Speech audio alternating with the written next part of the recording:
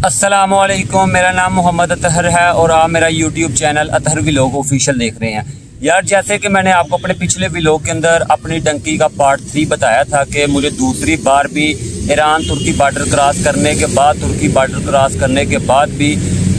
Cross करके मैं काफ़ी आगे चला गया था। तकरीबन ज़ीरो लाइन क्रॉस करने के बाद तकरीबन 15-16 किलोमीटर दूर हमने सफ़र तय कर लिया था। ठीक है, फिर भी मैं पकड़ा गया और मुझे डिपोर्ट कर दिया गया। अब इससे आगे मैं अपनी डंकी का आपको बताता हूँ कि मेरे साथ क्या बना। एजेंट ने मेरे घर वालों से पैसे भी मंगवा लिए। उससे पहले अपने व्लॉग को शुरू करने से पहले अगर आपने मेरे YouTube channel Athar vlog official को सब्सक्राइब नहीं किया तो मेरे YouTube channel Athar vlog official को सब्सक्राइब करें ताकि मैं आपके लिए मज़ीद इन्फॉर्मेटिव वीडियोज़ बनाता रहूँ। मेरे प्यारे दोस्तों, जब मुझे दूसरी मरतबा तुर्की फ़ौज के नौजवानों ने डिपोर्ट किया ना ईरान सरहद पर, तो मैं दोबारा नीचे चलकर आकर अपने डंकर के घर आ गया हूँ। डंकर के घर आने के बाद ना मैं उधर 2 से 3 दिन रहा हूँ डंकर के घर। ठीक है, डंकर हमें कहता था कि मैं आपको गेम करवाऊँगा, लेकिन उसने हमें गेम नहीं करवाई। एजेंट ने हमें दोबारा माकू शहर भेज दिया कि अब इनको ना पाकिस्तान भेज देते हैं। एजेंट ने, क्योंकि जब हमने तुर्की बॉर्डर क्रॉस कर लिया था ना, एजेंट ने धोखे के साथ हमारे घरों से पैसे मंगवा लिए थे, हमारे घर वालों को ब्लैकमेल करके। ठीक है, हमारे घर वालों को ब्लैकमेल करके एजेंट ने पैसे मंगवा लिए हुए थे हमारे घर वालों से। तो फिर डंकर कहता था कि आपको गेम करवाऊंगा, लेकिन उन्होंने हमें गेम नहीं करवाई। उन्होंने फिर हमें वापस माकू शहर भेज दिया। अब 2 से 3 घंटे का सफ़र करने के बाद आपका भाई माकू शहर दोबारा खुई बॉर्डर से माकू शहर आ गया। माकू शहर आने के बाद तकरीबन एक रात हमने गुजारी है और आधा दिन मैंने गुजारा है। सुबह के 12 बज गए हैं। ठीक है, आगे जिन बंदों ने हमें माकू से लेकर तेहरान जाना था ना, जिस गाड़ी ने, वो गाड़ी 12 बजे के करीब आ गई है। अब उस गाड़ी ने हमें 12 बजे गाड़ी में बिठा कर माकू से तेहरान शहर का सफ़र करना शुरू कर दिया। अब उस गाड़ी वाले ने सुबह के 12 बजे से लेकर रात को 1 बजे जाकर हमें तेहरान शहर के आज़ादी पार्क में उतार दिया। अब आपका भाई का ना आगे ना कोई पीछे, अल्लाह की सुपुर्द आपका भाई आज़ादी पार्क के करीब उतर गया। ठीक है, पाकिस्तान दोबारा घर वापस जाने के लिए उन्होंने हमें तेहरान में छोड़ दिया। तेहरान में हमें छोड़ दिया गया कि एजेंट ने कहा हमारी जिम्मेदारी अब ख़त्म हो चुकी है। ठीक है, आपको हम बार बार कोशिश करवा रहे थे, लेकिन आप तुर्की का बॉर्डर क्रॉस करके इस्तांबुल नहीं जा सके, तो अब आपको पाकिस्तान जाना होगा। उन्होंने हमें आज़ादी पार्क उतार दिया रात को 12 बजे। आज़ादी पार्क उतारने के बाद मैं एक बेकरी के ऊपर गया हूँ। जाकर मैंने पूछा कि यार डिपोर्ट सेंटर कहाँ पे है, उर्दू गाह कहाँ पे है। ठीक है, जहाँ से हम अपने घर वापस पाकिस्तान जा सकते हैं। उर्दू गाह जिसे डिपोर्ट सेंटर कहते हैं, फारसी में उसे उर्दू गाह कहते हैं और इंग्लिश में डिपोर्ट सेंटर कहते हैं। अब वो जो बेकरी वाला था ना, वो था ईरानी। ठीक है, ईरानी बंदा था। उसने मेरा बाजू पकड़ कर वो आ गया जनाब एक टैक्सी ड्राइवर के पास। ठीक है, टैक्सी ड्राइवर के पास आया। उसने ना उस बेकरी वाले ने फ़ारसी ज़ुबान में कुछ बोला है। ठीक है, फ़ारसी ज़ुबान में कुछ बोलने के बाद ना उसने टैक्सी वाले के हवाले कर दिया। अब वो जो टैक्सी वाला था ना, वो बेईमान फ्राडिया बंदा था। ठीक है, अब उस टैक्सी वाले बंदे ने यार आपके भाई को अगवा कर लिया। उस टैक्सी वाले बंदे ने आपके भाई को अगवा कर लिया।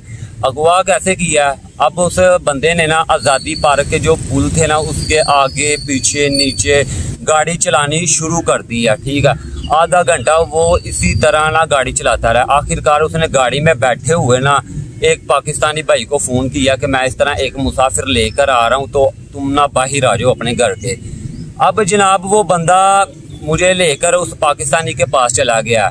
ठीक है, वो पाकिस्तानी के हवाले करने के लिए जो ईरानी था ना बंदा, अगवा जिसने कर लिया था या पाकिस्तानियों के पास छोड़ना था, जिस घर में जो पैसे वसूल करते थे, जो जगह टैक्स लेते थे। ठीक है, उनके हवाले कर दिया उस बंदे ने, ईरानी बंदे ने मुझे जब उनके हवाले किया ना, तो मैं उतरा हूँ। तो वो जो पाकिस्तानी है ना, पाकिस्तानी मुझे कहता है यार हम मुसलमान भाई हैं। ठीक है, इस वक्त डिपोर्ट सेंटर बंद हो गए, आप मेरे ऊपर यकीन करके मेरे साथ आ जाओ।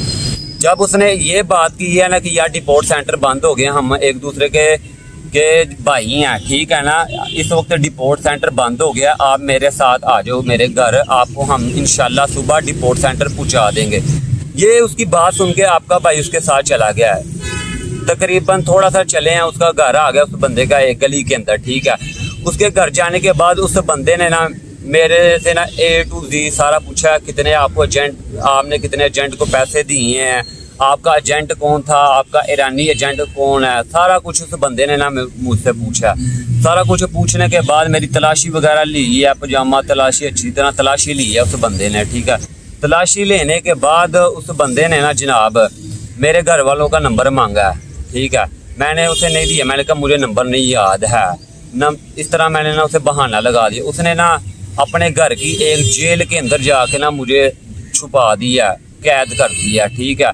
اگلے دن اس طرح رات گزری ہے, اگلا دن چڑھا ہے, اگلی شام ہوئی ہے, تقریباً یار رات کو 12 بجے وہی پاکستانی جو چور تھے نا, اغوا کار تھے, جنہوں نے مجھے اغوا کر کے قید کر لیا تھا, انہوں نے یار تقریباً افغانی, پنجابی, اس کے بعد یہ جو بنگلہ دیشی بھائی ہیں نا, تقریباً 30-40 لڑکوں کو کڈنیپ کر کے اغوا کر کے لا کے جس لاکر میں مجھے چھپا کر رکھا تھا اسے لاکر میں لا کر چھپا کر رکھ دیا.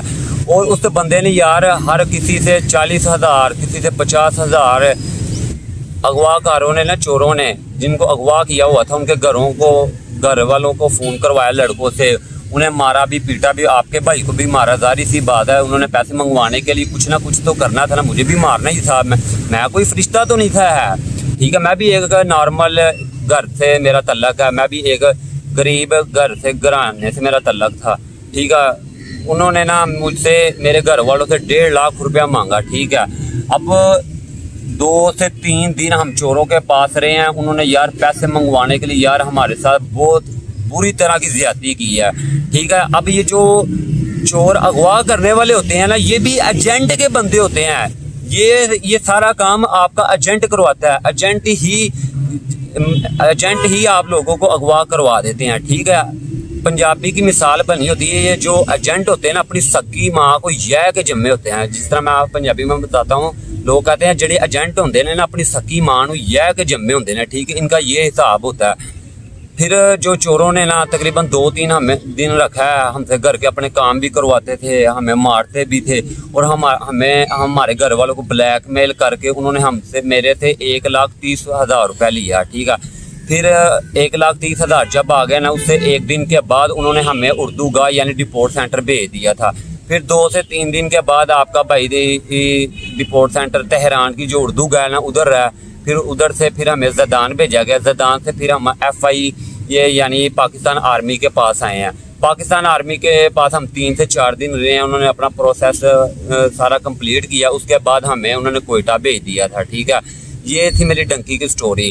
بھائی جان یقین ماننے میں 4 ستمبر کو اپنے گھر سے نکلا تھا, اور 16 اکتوبر کو آپ کا بھائی 1 مہینہ 15-20 دن ذلیل ہو کر اپنا قیمتی وقت ضائع کر اپنی جان کو اپنی بند مٹھی ہتھیلی پہ رکھ کر تقریباً 5 لاکھ روپے کا نقصان کر کے آیا تھا. واللہ یار یہ ایجنٹ لوگ آپ کو سبز باغ ضرور دکھاتے ہیں لیکن آپ کا نقصان کرواتے ہیں.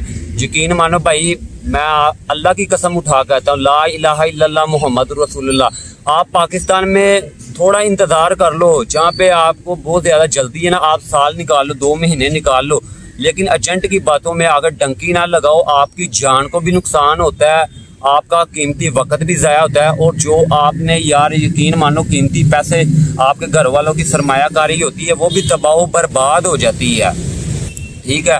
اب ایران ترکی بارڈر کی صورتحال کے بارے میں آگاہ کر دیتا ہوں. یار یقین مانے ایران ترکی بارڈر جو ترکی بارڈر ہے نا, اس وقت بہت ہی ایران ترکی بارڈر پر نا ترک فوج نے بہت ہی سخت پہرا دیا ہوا ہے. اگر آپ ترکی فوج کے ہاتھ لگ بھی جاتے ہیں تو وہ آپ کے اوپر بہت ہی زیادہ تشدد کرتے ہیں, تاکہ آپ عبرت کا نشان بن جائیں ان لوگوں کے لیے جو ڈنکی لگا کر آنا چاہتے ہیں, جو انٹر ہونا چاہتے ہیں. یقین مانے اس وقت بہت ہی خطرناک صورتحال ہے. اگر بندہ اپنی ہمت پر بارڈر کراس کر بھی لے, آگے سے پکڑا جاتا ہے ٹھیک ہے, آگے سے پکڑا جاتا ہے. جب آپ کا ایک بار ترکی بارڈر کراس ہو جائے نا, آپ کے ایجنٹ نے آپ کے گھر والوں کو بلیک میل کر کے کسی نہ کسی طریقے سے پیسے لے لینے جو آپ کے ایجنٹ کے ساتھ طے ہوئے ہیں ٹھیک ہے نا. آپ کا جان کا بھی نقصان ہونا ہے کیونکہ آپ کی جان ایک بہت ہی خطرناک راستے سے گزرتے ہوئے جاتی ہے. یعنی کہ میرا کہنے کا مطلب یہ ہے کہ آپ کو ڈنکی لگانے کے لیے یورپ جانے کے لیے اپنی جان کو اپنی ہتھیلی پر رکھ کر جانا پڑتا ہے. ٹھیک ہے,